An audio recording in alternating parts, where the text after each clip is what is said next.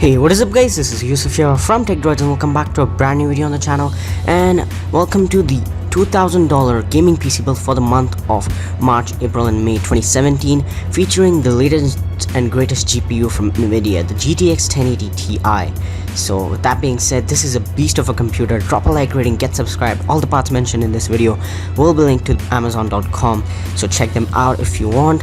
So with that being said, let's get to the performance that this beast will offer.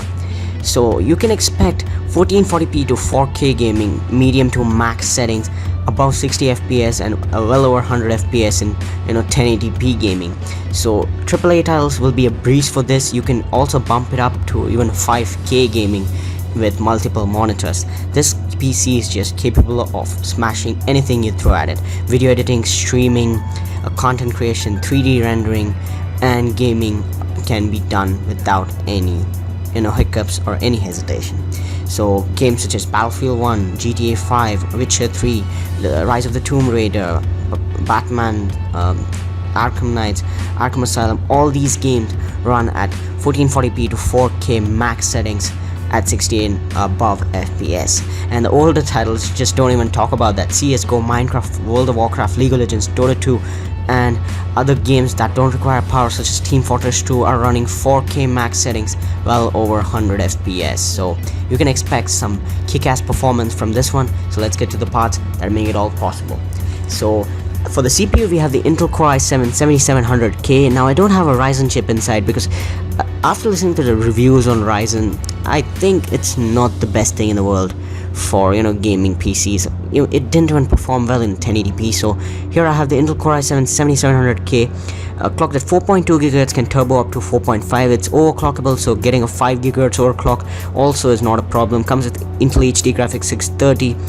It is a really good CPU and comes with quad core, so it's compatible with all the games that are out right now, and it's of the LG 1151 socket type. Retails for about $345 and should do the job for anything that you throw at it. To house that one, we have the Asus ROG Maximus 9 Hero motherboard. This is one of the best looking and performing motherboards in the market. It has the LG 1151 socket, so it supports an Intel Core i7, and this motherboard comes packed with a ton of features such as DDR4, DisplayPort, HDMI and DisplayPort for 4K output, M.2 slot, USB 3.1 Type-C, USB 3.1 and onboard AC Wi-Fi. It also comes with NVMe SSD support with that M.2 slot. This is packed with features and retails for about $220, and this is $230 for to be sure. It is one of the best motherboards that you can get that comes with a lot of features. Onboard AC Wi-Fi is something that I really appreciate. To cool that CPU, and if you're gonna overclock it, you need a really good cooler. So we have the Corsair Hydro Series H100i version 2. This is a 240mm dual fan radiator design. Should keep that thing cool. It's a liquid cooler. It's a pre-built loop, so you don't have to go to the hassle through the hassle of building your own liquid cooling system. This is a really good cooling system for about $110, and overclocking should not be a problem when this one is on your PC. For RAM, we have a 16GB of Corsair Vengeance LPX DDR4, high-speed memory 16GB of DDR4 clocked at 3000 MHz, 2 8GB DIMMs. Should be no problem. These can handle anything you throw at it. Heavy tasks such as video rendering, video editing, and all that tasks are are breeze for this one. Gaming should not be a problem as well. None of the games ask more than about 8 gig. In 2017, 16 gigs should be plenty enough, and upgrades are also welcomed in the future, so you can upgrade if you feel this thing is slow. And RAM retails for $110 again, should do the job for this build. For primary storage, we have 2 terabytes of Seagate Barracuda, 7200 RPM, fastest kind of mainstream hard drives go, 64 megabytes of cache, and 86 gigabits per second speed. Not the fastest thing in the world, will allow you to store everything that you have for years to come, and you can also store your Steam library, videos, games, anything that you prefer. And as I told, this is not the fastest thing in the world. To accompany that, we have the Crucial MX300 SSD. It's a 525 gig SSD which will offer 500 plus read and write speed. Retails for about $149 and comes in a 2.5 inch form factor, so it's small, it's reliable, and it's fast. So it should be no problem, and an SSD is always welcomed in any build and should improve the performance of your PC in every way. So for the power supply, we have the EVGA Supernova 850 watt.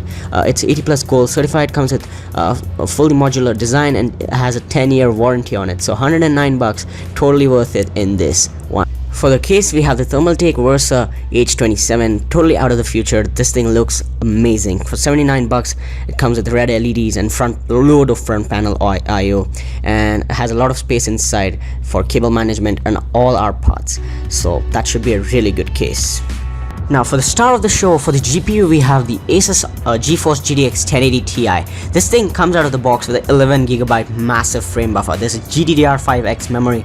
It's a VR killer, 1 HDMI, 3 display ports, 3584 CUDA cores for that Adobe Premiere Pro rendering and anything you throw at it, 1582 MHz of boost clock, and this comes with a support for DirectX 12, GPU Tweak 2.0 to monitor all your performance needs, and retails for about $825. So this thing is costlier than the CPU.